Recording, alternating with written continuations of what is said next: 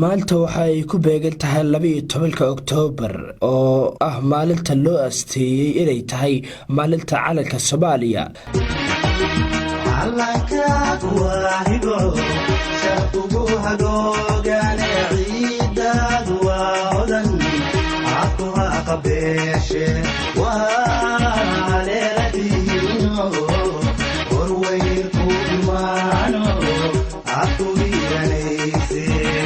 labiyo 12 Oktoobar sanadii 1954 ayay ahayd markii ugu horeysay ee la saaray calanka Jamhuuriyadda Federaalka ah ee Soomaaliya. ha yeeshee calankan buluuga ah ee u agsamada xidigta shanta geesood ah la ku leh bartamaha waa calanka kaliya ee loo aqoonsan yahay Jamhuuriyadda Federaalka Soomaaliya. dalkeenu waxa uu soo maray 3 calal kuwaasi oo kala ahaa calankii gumeystihii Talyaaniga iyo kan Ingiriisiga oo jiray 1941 ilaa iyo 1950 waxaana 1954 qaramada midoobay dalkeena ku wareejisay Talyaaniga si uu xornimo u gaarsiiyo iyada oo qaramada midoobay magacawday 3 wadan oo dusha ka koontaroola sida uu Talyaanigu u maamulayo dalkeena kuwaasi oo kala ahaa wadamada Masar, Colombia iyo Philippines. waxaana markaasi dalka ka jiray calan Talyaaniga oo uu wehelinayay kal qaramada midoobay. qorshahaasi oo xornimo gaarsiinta ahaa waxa ka shaqeeyay xisbigii leegada ama SYL hadba sida loo yaqaano. calayaho buluuge xidigta cadaankii dhexda kaga cabdirantee isigii xorriyadee lixdankii ku caanbaxo insha allahu marbaad curano rabbi soo xirin cududaago sida curubtiyo ubax ordinaada carfi doontaa.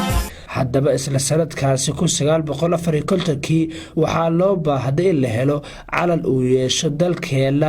mar haddii la helay nidaamkii xornimo gaarsiinta waxaa la soo bandhigay naqshado fara badan. hase yeeshee isla sanadkaasi 12 Oktoobar 1954 maalta oo kale allaha u naxariistay Maxamed Cawaale Liibaan oo ka tirsanaa golaha dhexe ee xisbiga leegada ayaa jeebkiisa ka soo bixiyay calanka hadda jira ee buluuga ah.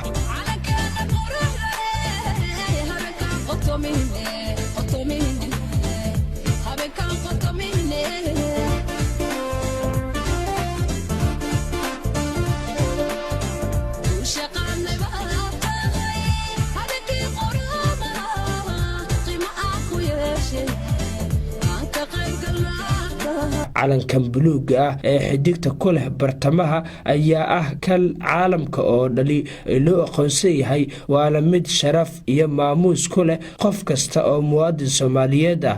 waxaana loo soo maray halgal adag oo dhiig fara badan uu ku daatay qiimaha ixtiraamka karaamada iyo jaceylka ay u qabaan ummadda Soomaaliyeed. calankeena suubal darteed markii la garaaco muusiga astaanta u ah calanka dadka oo dhali sare ayay u kacaan ayaga oo taaglaada ilaa iyo inta uu dhamaado muusiga.